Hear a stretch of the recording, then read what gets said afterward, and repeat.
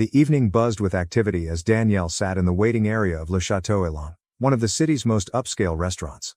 She gently gripped the armrests of her wheelchair, her fingers brushing over the smooth leather as she glanced at the bustling crowd around her. Conversations filled the air, mingling with the clinking of glasses and faint strains of classical music.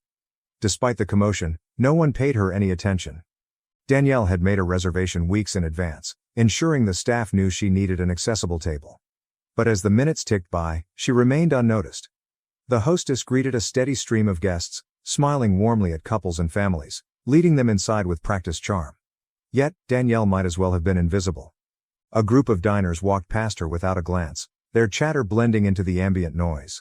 Taking a steadying breath, Danielle rolled her chair slightly forward, her voice quiet but resolute. "Excuse me," she said, attempting to catch the hostess's attention. Her words were swallowed by the din. Clearing her throat, she tried again, louder this time. "Excuse me." Still, no one turned. The hostess was already leading another party to their seats, laughing at some shared joke. Danielle's chest tightened. Was she truly this easy to ignore? Across the room, Ethan Blake, a sharply dressed man sipping a neat bourbon at the bar, noticed the interaction, or lack thereof. His eyes narrowed as he watched Danielle's futile attempts to be acknowledged. Ethan put down his glass, his jaw tightening. The scene stirred memories he thought he'd buried long ago, moments of watching his sister endure similar dismissals, her confidence chipped away by the casual cruelty of indifference. Straightening his jacket, Ethan strode across the room, his presence commanding enough to part the bustling crowd like a tide. As he reached the hostess, his voice cut through the noise like a knife. "Excuse me," he said, his tone measured but firm. The hostess looked up, startled. "Yes, sir, how can I help you?" Ethan tilted his head toward Danielle, still sitting alone near the entrance. "That woman over there has been waiting for a while. I assume her reservation is still valid?" The hostess's smile faltered. Her eyes flicked toward Danielle, and her cheeks flushed as though realizing her oversight. "Oh, yes, of course, let me just..." She hurriedly grabbed a pair of menus and motioned for Danielle to follow her. Ethan didn't let her off the hook so easily. He turned and walked back toward Danielle, his steps deliberate and his gaze unwavering. Danielle, caught off guard by his intervention, looked up at him with wide eyes. "You okay?" Ethan asked softly, his voice warm but tinged with concern. Danielle hesitated, then nodded. Yes. Thank you." The hostess fumbled with the table setup, awkwardly pulling aside a chair to accommodate Danielle's wheelchair. "Let me know if you need anything else," she mumbled before retreating hastily. Danielle rolled up to the table, unsure how to process the stranger's sudden act of kindness. Ethan, instead of returning to his spot at the bar, took the seat across from her. "You didn't have to do that," Danielle said, her voice barely above a whisper. Ethan leaned back, his expression calm. "I didn't do anything anyone else shouldn't have done," he replied. "You deserve to be treated with respect, just like everyone else here." His words settled over her like a warm blanket.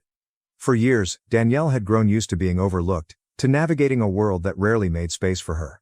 But Ethan's presence reminded her of something she hadn't felt in a long time: dignity. "Thank you," she said again, this time with more conviction. Ethan smiled. "You don't need to thank me. But if I may," he said, his tone turning light. "What brings you here tonight? Celebrating something?" Danielle hesitated before answering. "It's my birthday," she admitted, a faint note of sadness creeping into her voice. Ethan raised an eyebrow. "Your birthday, and they couldn't even greet you properly? Now I'm even more glad I stepped in. Happy birthday, Danielle." Hearing her name spoken aloud made Danielle smile for the first time that evening.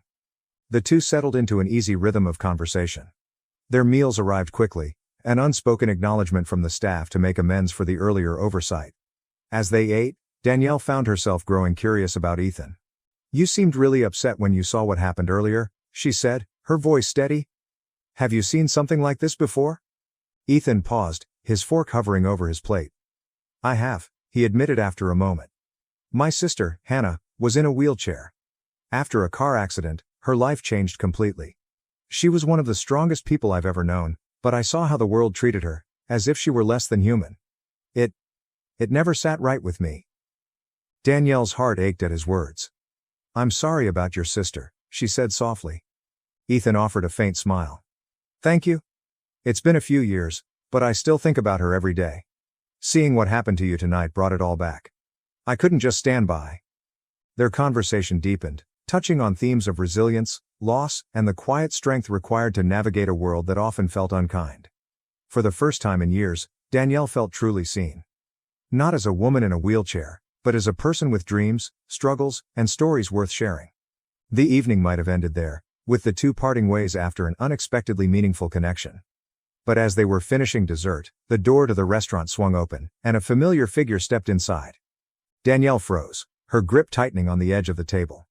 "Danielle?" Ethan asked, his voice tinged with concern. "You okay?" She didn't answer immediately, her eyes fixed on the man who had just entered. He was tall, sharply dressed, and carried an air of confidence that bordered on arrogance. "It's him," she whispered, her voice barely audible. "Who?" Danielle swallowed hard, her hands trembling. "Michael Harper. My former business partner." Ethan's gaze followed hers to the man now seated across the room. "What happened?" he asked gently. Danielle exhaled shakily. "We started a tech company together years ago. It was my dream. But after my accident, everything changed. While I was in the hospital, Michael took over. He cut me out of the company entirely, told everyone I couldn't handle the pressure anymore because of my wheelchair." Ethan's jaw clenched, his anger simmering just beneath the surface. "He betrayed you." Danielle nodded, her voice heavy with emotion. "He didn't just take the company. He made sure the world saw me as a liability. And now he's here, acting like he's untouchable." Ethan leaned forward, his eyes blazing with determination. "You don't have to let him control the narrative anymore, Danielle. You deserve justice." Her breath hitched as his words ignited something within her, a spark she hadn't felt in years. Before she could respond, Ethan stood and began walking toward Michael's table, his every step charged with purpose. Danielle watched, her heart pounding as the confrontation unfolded.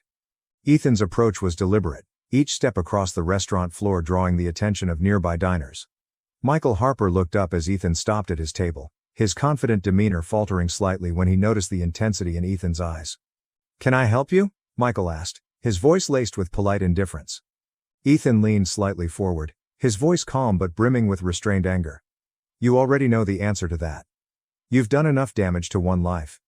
You might not recognize her after all these years, but Danielle, the woman you erased from her own story, is sitting just across this room."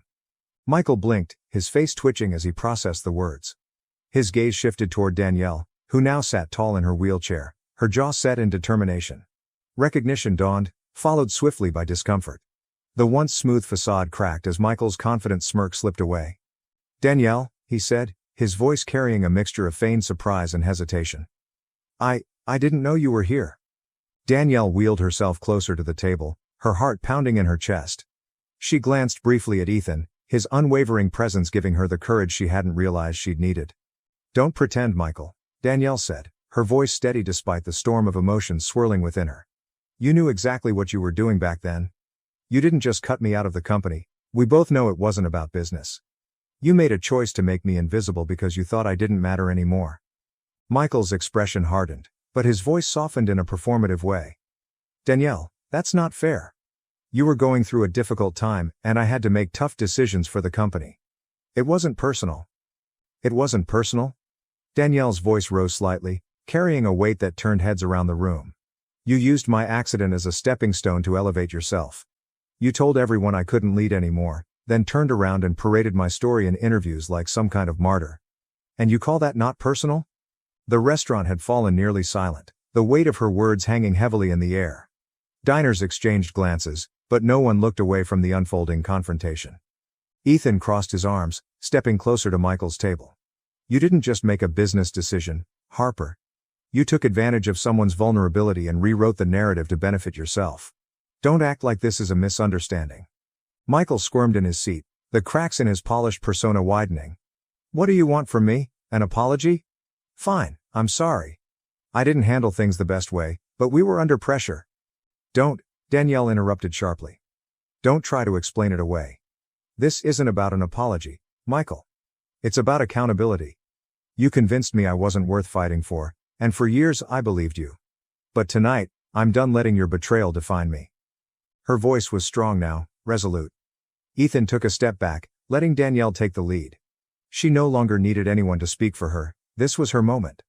Michael looked away, his posture slumping slightly under the weight of her words. For the first time, There was no smugness in his expression, only the faint glimmer of shame. "You're right," he muttered, his voice barely audible. "I was wrong. I was selfish, and He trailed off, unable to meet her gaze. Danielle stared at him for a long moment before exhaling deeply. "I don't need anything from you, Michael, not your apology, not your excuses.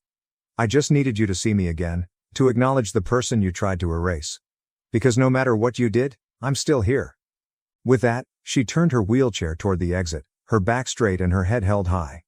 Ethan followed closely, his steps measured but filled with quiet pride. As the restaurant door closed behind them, the crisp evening air hit Danielle's face, and she breathed deeply, feeling lighter than she had in years. Ethan glanced over at her. "How are you feeling?" he asked softly. Danielle smiled, a small but genuine expression that carried years of healing in its simplicity. "Free," she said. Ethan returned her smile. "You should be proud of yourself. What you did tonight? That took real strength." Danielle paused for a moment, letting his words sink in. "I didn't think I could ever face him," she admitted. "But you reminded me that I'm stronger than I've let myself believe." Ethan shrugged modestly. "You didn't need me to remind you. That strength was always yours. I just helped you see it." They continued walking, the city lights glowing softly around them.